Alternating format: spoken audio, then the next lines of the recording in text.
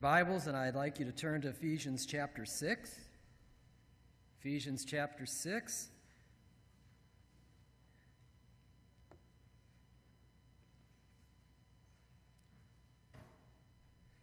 And we're just going to read the first 4 verses, very familiar, but these are those ones that we need to be reminded of more often than we need to be instructed about. I mean, we just need to have this brought to parents and grandparents, all right? Ephesians 6, beginning with verse 1. Children, obey your parents in the Lord, for this is right. Honor your father and mother, which is the first commandment with promise, that it may be well with you and that you may live long on the earth. Now, I know that we think of that as in the sense of living a long life here on planet Earth. But if you go back into the Old Testament, of course, the word earth and the land were interchangeable. It really, Moses is writing and he's telling the Israelite children, listen, do you want to stay in the promised land once you get there? Do you want to stay there without enemy nations coming in and driving you to exile in a foreign land? If you want to live long in the land of Israel, you better obey your parents, because how you obey your parents is a reflection on how you obey me. See, the 10 Commandments over on this side of them, you've got don't put any idol, God is one God, He's the only God, there's no other gods than Him. Don't worship idols. We got to get our relationship with God right first, and then over here, our relationship with one another. All right? Don't be gone long, Godfrey, all right? All right.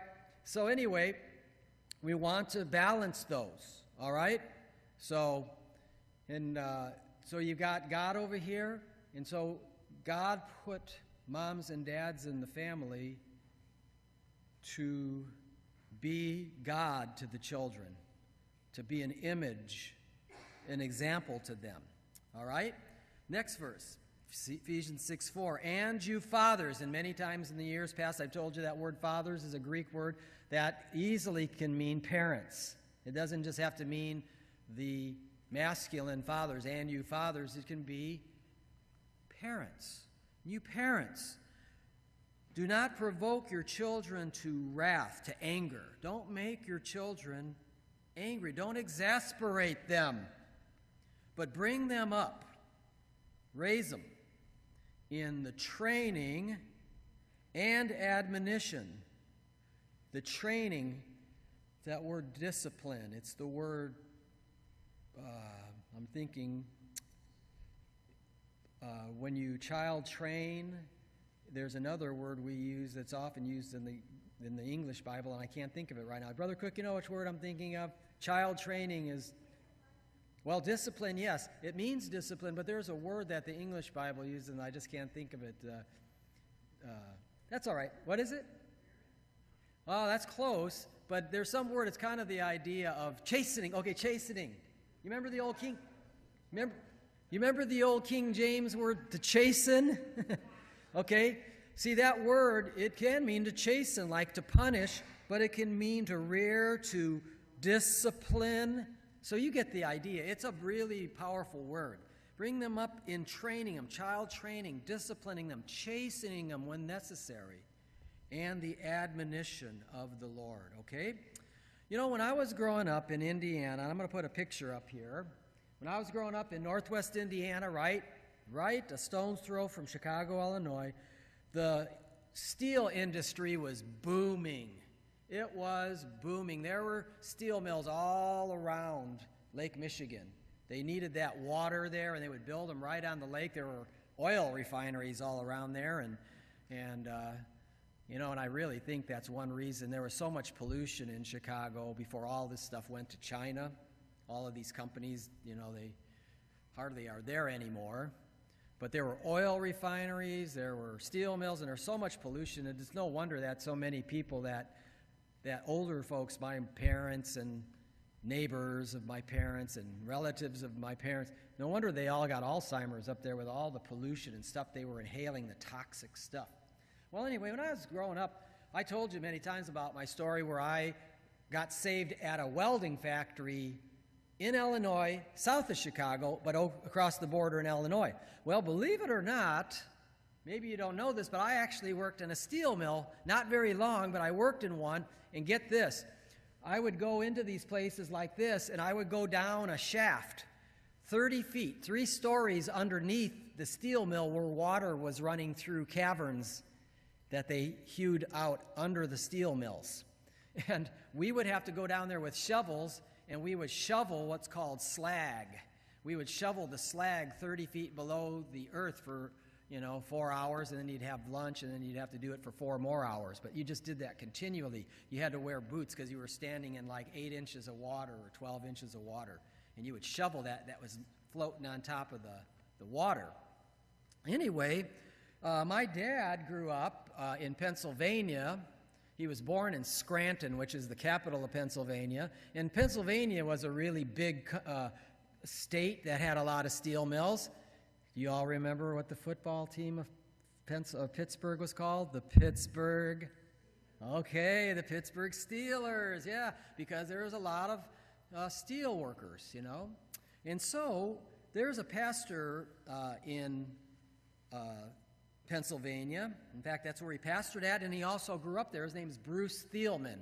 He told a story about the steel mills, and I want you to hear this because this is really, really powerful. He said this. He said, "My first pastorate was in McKeesport, Pennsylvania, which was famous at that time for," and I'm going to put another picture up here, which was famous for having the world's largest steel tube rolling mills. Steel tube rolling mills. They created a seamless tube. A seamless tube. It didn't have any seam in it. And they were unparalleled at that time. Many, he said, was the time I stood in one of those great machines with the man operating that machine. I'd see a great serpent of molten metal come slithering down into the machine, and it would be chopped off. Then the machine would grab it by its ends and begin to spin, and by centrifugal force, that bar of molten metal would open from the inside out, forming a perfect tube of steel without seam and without blemish. So it would take that melted metal and it would spin it at high speed, and the inside, the tube would form on the inside of that chunk of metal. It would just happen because it was trying to find the path of least resistance, and it was going outward, so it was forming a pocket right through the middle of it, of the tube. And he said this, "Many times I asked the men directing those machines, what's the most important ingredient in the process? The answer was always the same. Those men that worked that machine, they said, it is the temperature of the metal. If it's too hot, it will fly apart." That makes sense. If you start spinning molten metal, if it's too hot, it's loose, and it'll just go everywhere. It'll just scatter because it's too hot. They said, if it's too cold, the tube won't open. You won't even have a tube because it's just one chunk of molten metal, and it's cooled down too much. And this is what those men told that pastor when he was a boy. Quote, "Unless you catch the molten moment, you cannot make a perfect tube. Unless you catch the molten moment, you cannot make a perfect tube." Well, you know what? I don't have to tell you, do I, that over the last 50 years, there have been a lot of parents, because of how the society has changed and what has happened in our society, there have been a lot of parents who haven't done a real good job of finding that molten moment when it has to do with raising children. Now you're sitting there saying, "What are you talking about, Bob, finding the molten moment?" Well, here's what we're talking about. We're talking about that every child born into this world has that moment in their lives. And I'll give you a heads up early here. Obviously, it's early. It's from birth to 5 or 6 years old, maybe a little bit later. But there's that molten moment, there's that slither of time, that little, or I should say sliver of time, that we have the opportunity to do the greatest work of child training that we can possibly do. And after that, listen, things begin to change rapidly. Okay?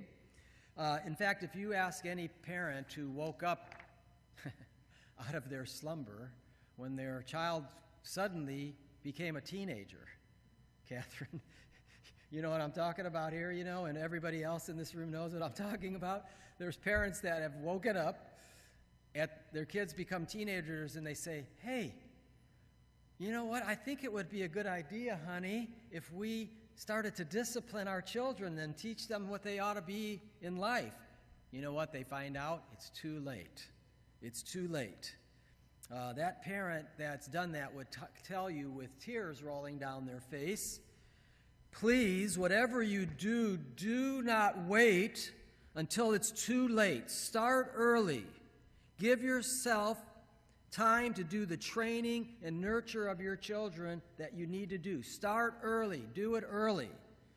So, listen, folks, I realize there's a sense, and I use that word with quotes around it, there's a sense in which it's never too late to begin to teach and to train your children, or your grandchildren.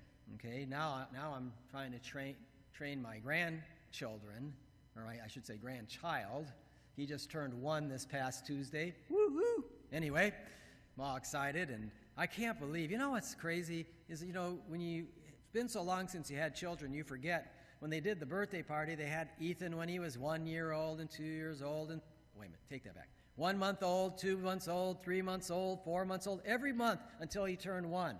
And listen, they start off just like a blob of tissue, sitting there. They propped him up on the couch, and he's just sitting there, And now he's 12 months old, and he's got his little bow tie on, and he's standing there, he's got, posing for the picture. And it's like he's already grown up. I'm just blown away. In 12 months, I forgot about that. Same thing happened to Nicole. The same thing happened to Lauren. But you know what? That's like 400 years ago, and I can't even remember. Kelly's great at this. Bob, do you remember that time? I think it was April 13th, 1987.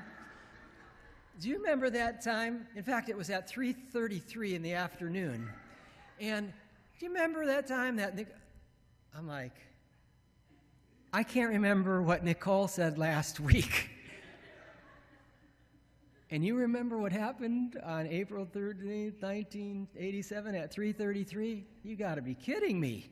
That's like, the only thing I remember like that is what happened when the man stepped on the moon in 1969, July 20th. I remember that. It's at my grandfather's house, because that was so big. I remember I was standing in line at Home Depot when the 9/11 happened, but you know what? I can't remember all those details. But you know what? The bottom line is this, everybody. In fact, I put this quote up here about you got to catch the molten moment to make the perfect tube. This is the title of the message today. This is what we've been talking about. Moms, dads, grandmas, grandpas, you only have so long. You only have a window, that molten moment, early. You can't wait till they're 6 or 8 or 10. Listen, you got to start immediately. Immediately. In fact, I saw it this past Friday when we were having our Father's Day lunch early, because I have to fly to Liberty University this afternoon. So we had a lunch on Friday at lunchtime, and all the children came, and my grandson Ethan came, and Ethan put the crayon in his mouth. And either mom or dad, I forgot if it was Brian or Nicole, they're like, no, Ethan. And I had never seen this happen to Ethan before, but he's already old enough, and he went, because, you know what, there's just something, because they're used to mom and dad say, hey, Ethan, hey. But when they go, no. Okay, so anyway, remember Ralph Cramden? Hama. Okay. You get the idea. I never saw that. I was just looking at him. I said, that is so cute. Look at him. And you know what? So anyway, he didn't like it. He didn't like it, but I liked it.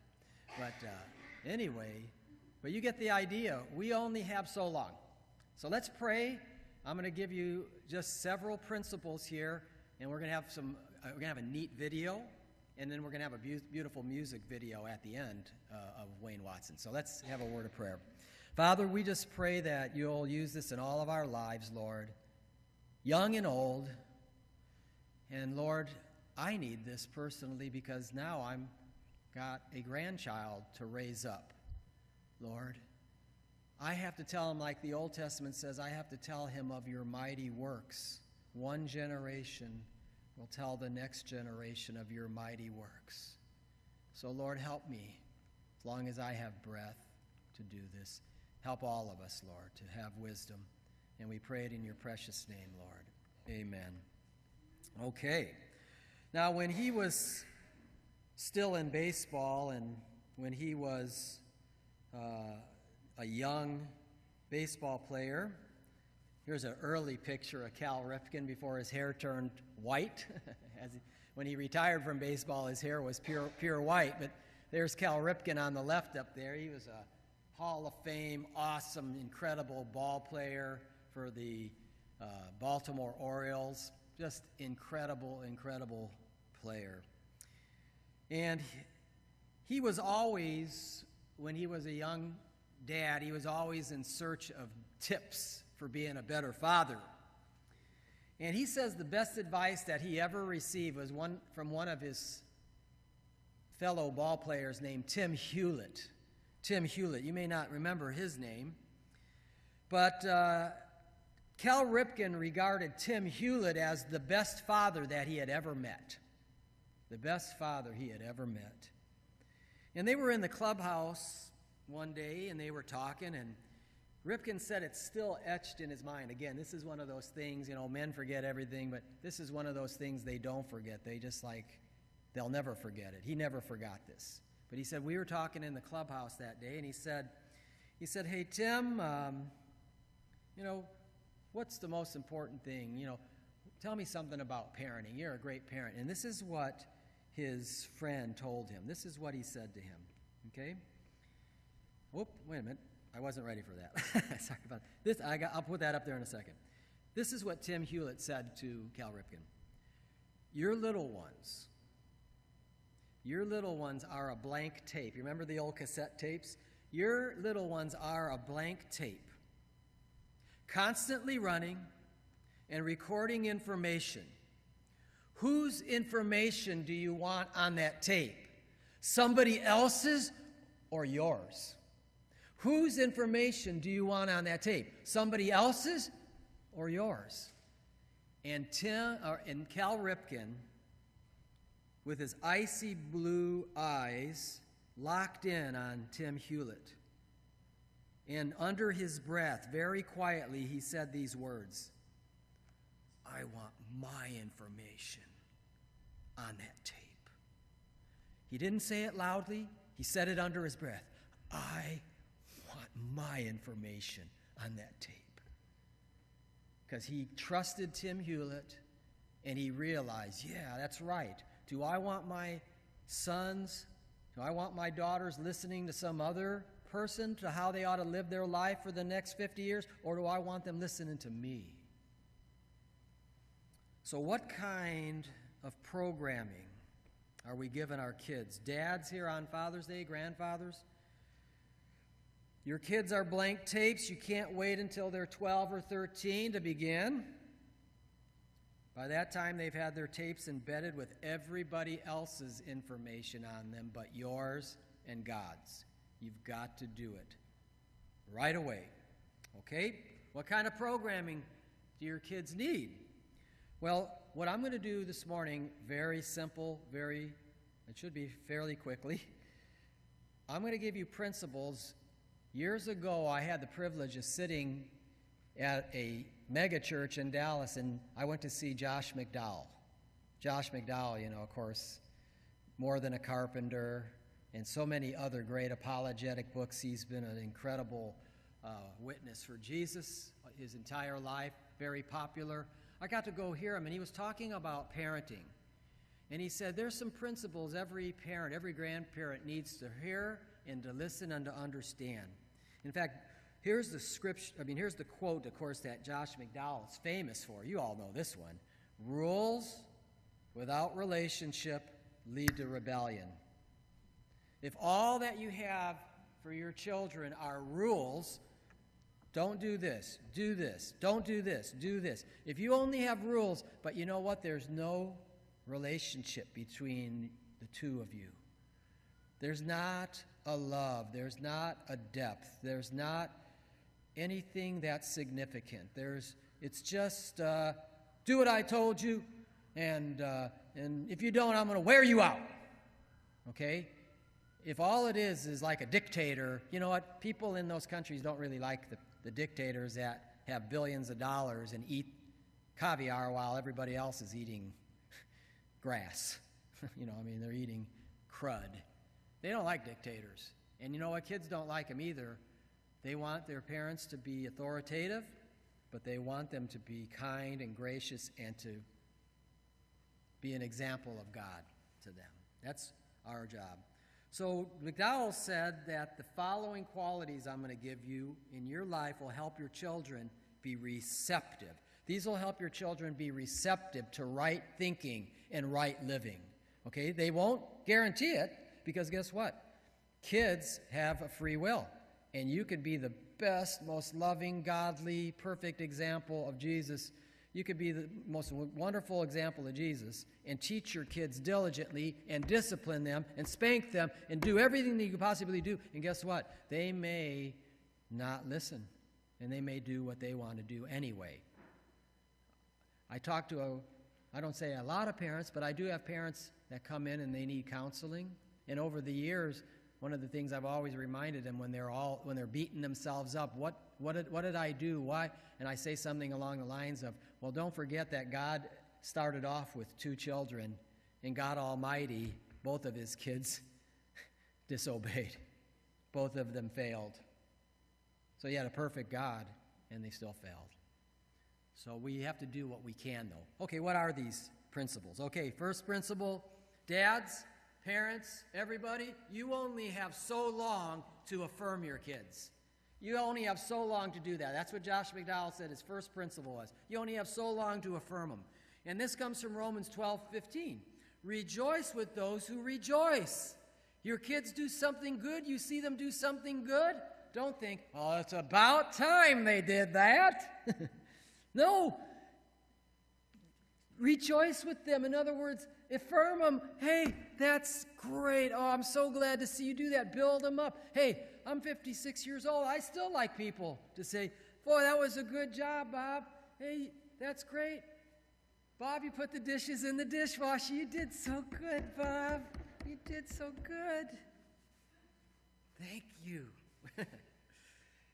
I put up here at the bottom, and this is from the New Living Translation of the Bible, when others are happy, be happy with them. If they're sad, share their sorrow. Okay, so with our children, we need to affirm them. We have to build them up. You know, I remember my poor dad. My dad, he was a wonderful man. But you know what? He had a hard time putting into words what he really wanted to say. And so maybe he was raised this way. I don't know. I didn't know his dad enough because his dad was always busy hitting us. Remember Grandpa Coco was always hitting us on the head all the time because we were messing with his knickknacks in his house. He had a ton of knickknacks, shelves and shelves of them. Man, I'd have his magnifying glass and I'd be looking at him. What are you doing? Huh? Well, I was enjoying this knickknack until you smacked me on my cranium. No wonder I had a brain tumor anyway. So I wish I would have been able to say that to him and make him go. I'm like, here, you can have it. But anyway, my dad had a lot of cliches. You know, he just talked in cliches, and I'll never forget my sister Kathy. She dated the same guy from her freshman year in high school to her senior year, and he was Mr. Athlete, football, wrestling, and baseball. He was in the minor leagues with the Kansas City Royals. He was incredible. Well, anyway, they broke up their senior year. Of course, they had a midlife crisis, okay, in high school. And they broke up. And so my sister came in bawling. I'll never forget it. I'm watching, and I'm like, would you please be quiet over there? I'm trying to watch All in the Family. And anyway, no, I wasn't old enough to talk like that to her either. So I'm just like, why is my sister crying and blubbering and tears dropping all over my dad? Anyway, she comes and sits down right on my dad's lap, which I never saw her do before either. And she put her arms around him, and she's crying. And my poor dad, he's like a deer staring at headlights.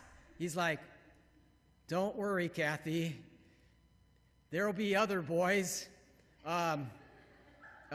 There'll be better days ahead. This isn't the end of the world. And, one after another, he would just give cliches, because he couldn't really, from his heart, really talk. But, he did the best he could. And, I think when all was said and done, she appreciated it because she knew that's the best he could do, and he did the best he could do. So she helped him, or he helped her. So anyway, but we need to affirm our children. And it doesn't matter if you understand their joy or sorrow. Josh McDowell talked about this. It doesn't matter whether you understand their joy or sorrow. You don't necessarily have to understand it. He said, hurt with them when they hurt and be happy with them when they're happy about something. Our kids know instantly how we feel when our body language and our voice says, big deal. I've got more important things to do than what you're telling me. You see what I'm saying? I got better things to do. Okay, they can, even though we might say, hey, that's great, what's one, and we go on. Our body language and words tell them differently. So it's got to be real. It's got to be authentic. Okay? Number two. First, affirm your kids. Then second, appreciate them. Okay? This is my beloved Son in whom I am well pleased. God the Father said that about Jesus. He was the ultimate appreciative Father. This is my beloved Son. Oh, I love Jesus. I love him so much. I'm so pleased with him. Matthew 3:17. Note, look what Josh McDowell said. The more you appreciate your kids, the less you'll have to discipline them. The more you appreciate them, the less you have to discipline them. I was telling you about Grandpa Coco, okay? I can only recall one time, and I'm sure, I hope so, by the time he died when I was 14. I can only remember one time he said something affirmative to me, or he appreciated me, and I'm sure that he told me more things than that. But a couple of days before he died, I went to see him in the hospital with my mom and dad, and I was like 13. I think I was 14 years old, and my mom and dad said, hey, and they knew my grandpa was dying, so they probably said something like, Bob, say something to your grandfather. Say something to him. And so, I'm trying to think, okay, what am I going to say to my grandfather? And I just said, hey, Grandpa, I'm really sorry that you're so sick. I'm really, really sorry. And you know what he said to me, Bobby? He said, you're a good boy. You're a good boy. And you know what? I thought I died and went to heaven. Just that many words. And yet for the first time, I'm a good boy? And I could still, isn't that weird? I can remember that. Why? Because it just impacted me, just a little phrase, and yet, boy, it got to me, okay? So dads, the more you appreciate your kids, the less you'll have to discipline them. Same thing to the mom. Okay, what's the next one? Okay, it's also an A. Show affection. You only have so long to affirm your kids. You only have so long to appreciate your kids. You only have so long to show affection to your kids.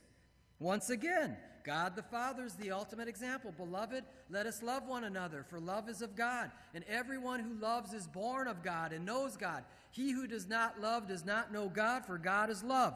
Beloved, if God so loved us, we ought to love one another. Okay?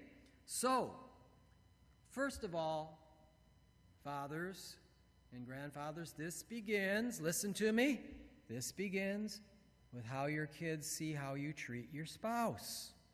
How do you treat your spouse? What do you do to her? How do you treat her? Number 2, it continues with your words. The things that you say. I love you. I remember, you know what, my dad never said that to me when I was growing up, but I knew he loved me. I mean, he worked hard. He worked 6 days a week for the phone company. He got off at lunchtime. He would go in at 7 in the morning and get off at lunchtime on Saturday. And he'd come home, and, man, he would work and fix things. And I know that he loved me, but he never told me. But you know what? After I got saved and I remember the first time I told my dad, I love you, Dad.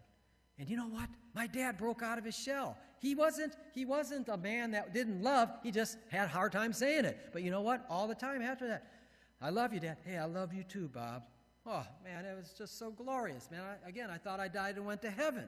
So it starts with how you treat your spouse. It continues with verbal affection, I love you. And it also includes, listen to me, it also includes appropriate physical affection, hugs, kisses, and so forth. You know, Lauren put on her Facebook page, I love it, she put a picture of a tree. She went to a baby shower, one of her friends, at the high school where she went. They used one of the rooms in the high school. And right under this big tree outside of this building, when she was 5 years old, we were waiting for Nicole to get out of practice or something, and I put the seats back, and she put the passenger seat back, and I put my seat back flat like a bed, and we were looking up, and I had T-tops in that old red Trans Am. Remember that beautiful Trans Am I had, that 91? Man, that car was an animal. It had a turbocharged engine and the T-tops. And by the way, if you watch Police Chases number 4, I'm in Police Chases number 4 on television. There was a pickup truck going from Fort Worth through Dallas, all the way from Fort Worth. It was driving 100 miles an hour on the highways. It was coming right down here, and I was just minding my own business. I was in my car, and, you know, you could see right through the roof of the car because the whole top of the car was one giant T-top, or it was 2 giant T-tops.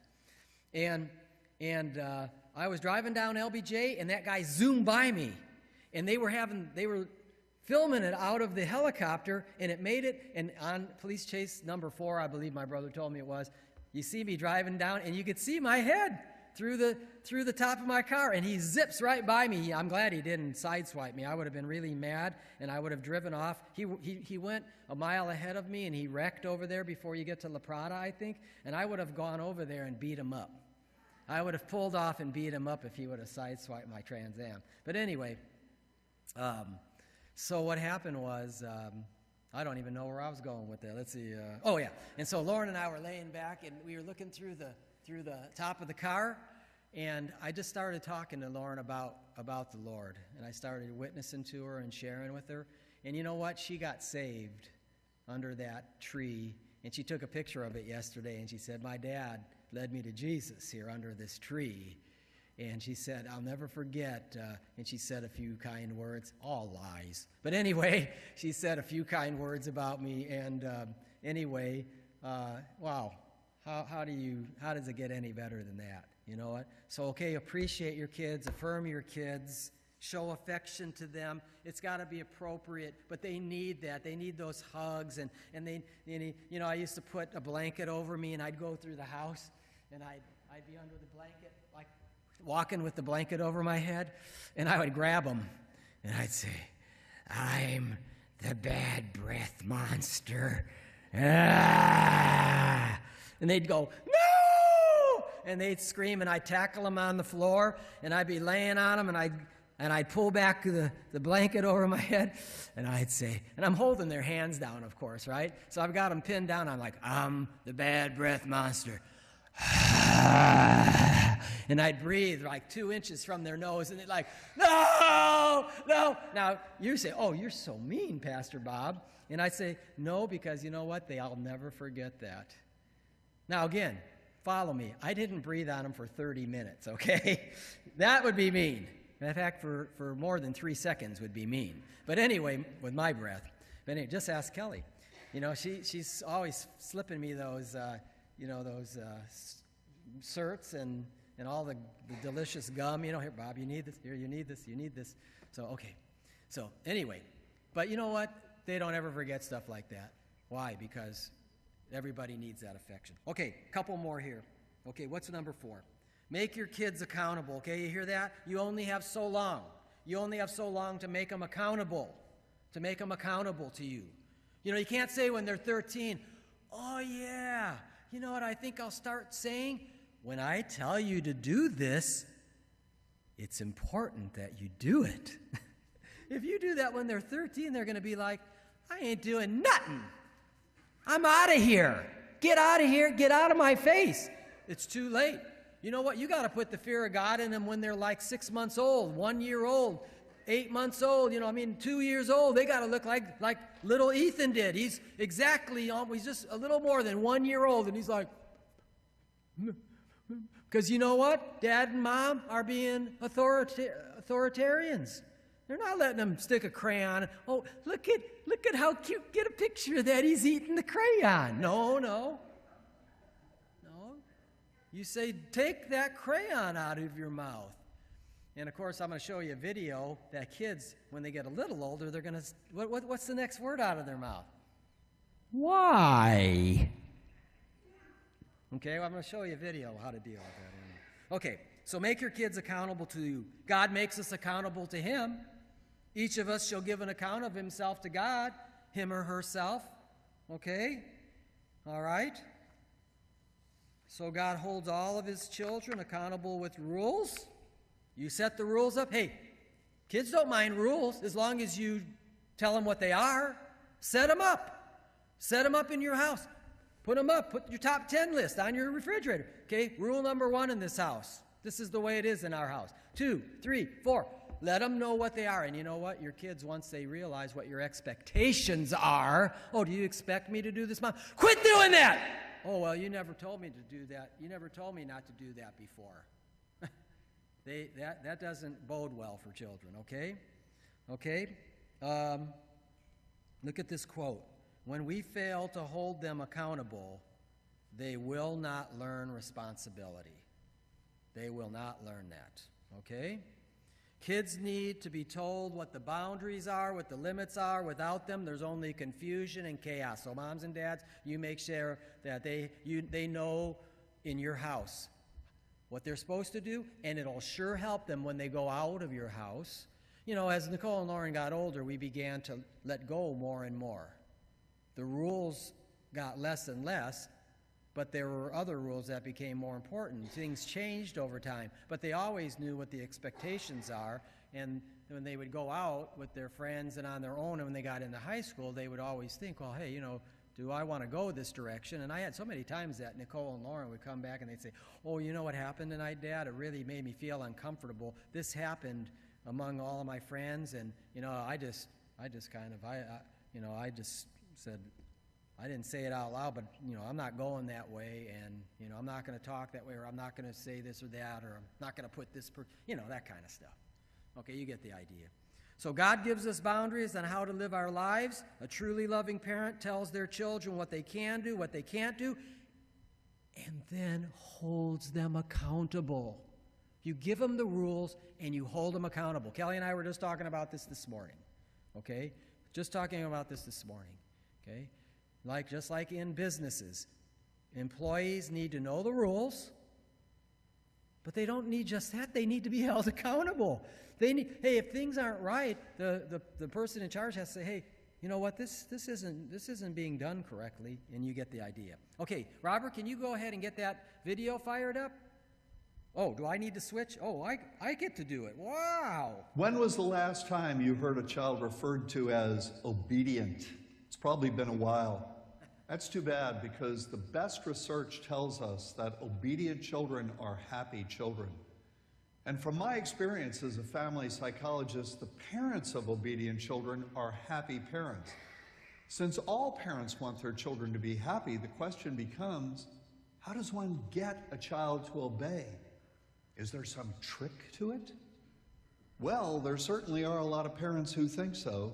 They believe that proper discipline is a matter of using the right methods, techniques, and strategies. what I call consequence delivery systems. Parents have been using these behavior modification-based methods since they became popular in the 1960s, seemingly to no avail. Would anyone argue that today's kids are more obedient than kids were several generations ago? I don't think so. The reason these methods and techniques don't work is that proper discipline is not a matter of proper methods. It's a matter of a proper attitude on the part of the parent. Let me illustrate the point.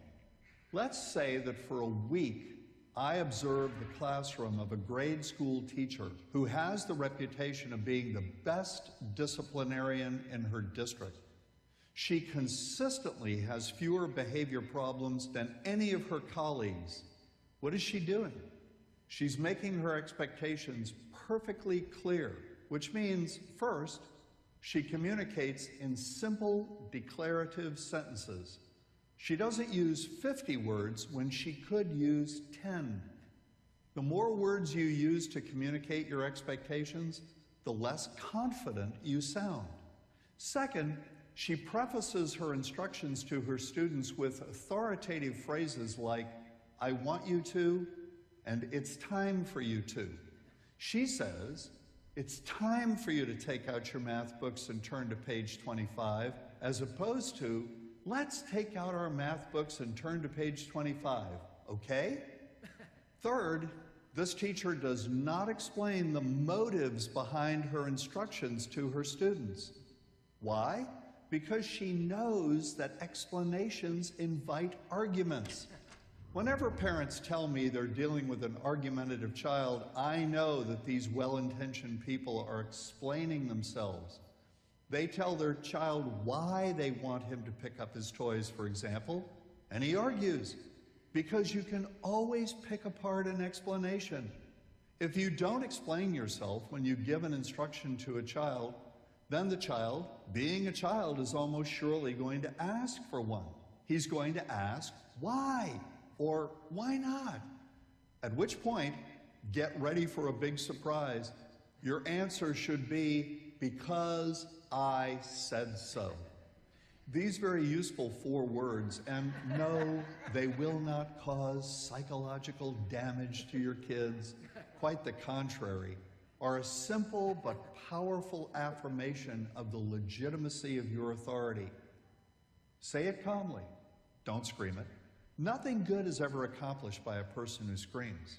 Last but certainly not least, when giving instructions to a child, do not, let me repeat, do not bend down to the child's level.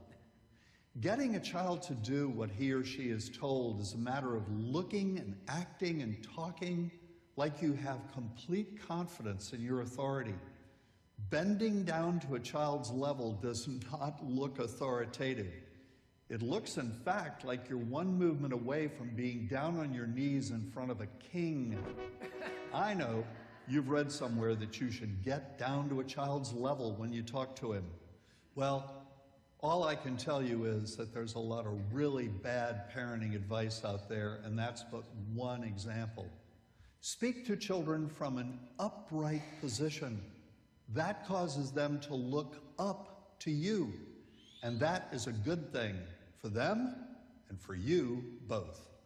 I'm John Rosemond, author and family psychologist for Prager University. All right, well, if you're not, by the way, if you're not signed up for Prager University and you get a video like that about once or twice a week, you ought to be. Go to Prager University, Google that, and you'll get those sent to your email, and everyone, listen, every single one of them. Now, there are certain ones, because these are not Christian, but let me tell you this, Dennis Prager is a dedicated Jew. And he has Judeo-Christian ethics through and through. And that's why you hear good stuff. This is by a man who's a Jewish man. This is what this man isn't. But Dennis Prager is. But you know what? He says, without Judeo-Christian ethics in America, America is cooked. Okay? Now, I got one more story. And I want to just ask a question, and then we're going to watch a video. Not a PragerU video, but another video. I want to ask you the question, does your children, Dad, Mom, do your children see God in you? Affirming, appreciative, authentic, and giving those hugs, showing that affection. Do your children see God in you? A child is not likely to find a father in God unless a child finds God in his father and his mother. One time a pastor asked a preschool class to draw a picture of God. He wanted to get illustrations for a sermon, so he asked this elementary class to draw pictures. Hey, can you draw pictures for me? And what happened was all these kids turned in different pictures like clouds and rainbows. God to me is like a rainbow. God to me is like a cloud. God to me is like, and they might have, some kids might have put a unicorn on there or something, something big and with a horn. Oh, anyway, they had all different ways of illustrating God. And that pastor's daughter was one of those preschool kids or elementary school kids, and she brought her picture to her dad, and it was a picture of a guy with a ball cap and a T-shirt on. And he looked at that, and he was trying to figure out what that was. And he said, "Honey, what do we got here?" And she said, "Daddy, I don't know what God looks like, so I just drew you." "Daddy, I don't know what God looks like, so I just drew you."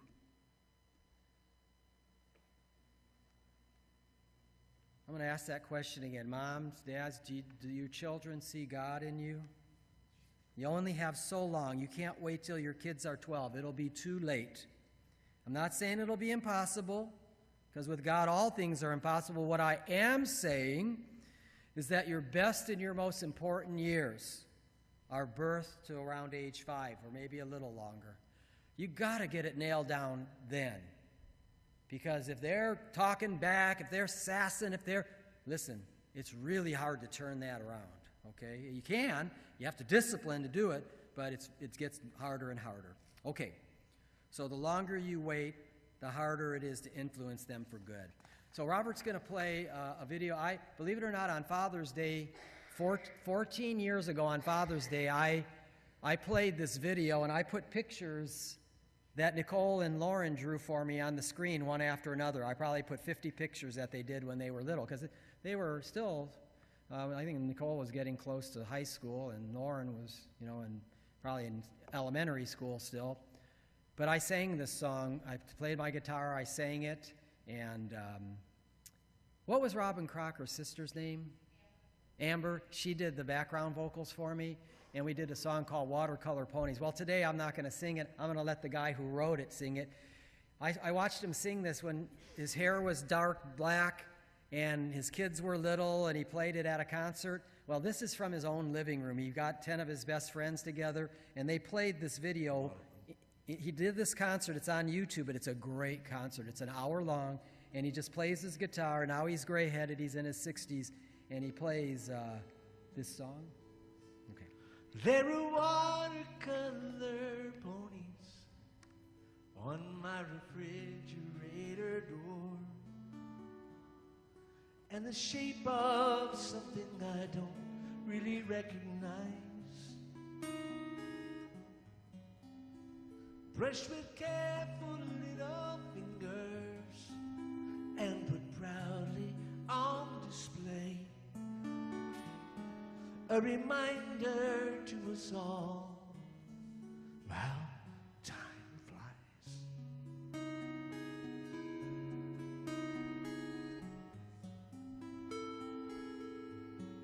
Seems an endless amount of laundry in the stairway, laced with toys, gives a blow-by-blow reminder of the war that we fight for their well-being, for the greater understanding, to impart a holy reverence for the Lord. Baby, what will we do when it comes back to me and you? They look a little less like little boys every day. And the pleasure of watching little children growing is mixed with a bitter cup of knowing that the watercolor ponies are gonna one day, they're gonna ride away. And the vision can get so narrow as you view through your tiny world, and little victories come and go with no applause. But in the greater evaluation, when they fly from your nest of love, may they mount up with the wings as eagles for his cause. You know, all these years, that's what I've been praying for. You ever wonder, hey, what are we gonna do when it comes back to me and you? They don't look anything like little ones anymore these days.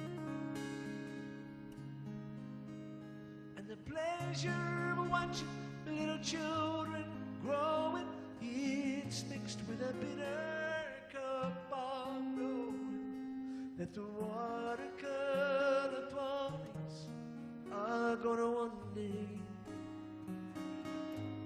you look around and before you know it, one day they just ride away.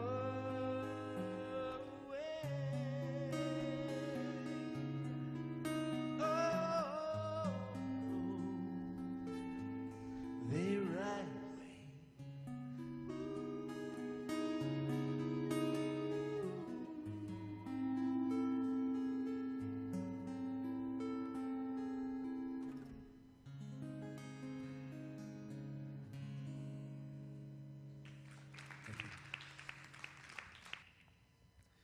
All right. I'd like our elders to come forward at this time.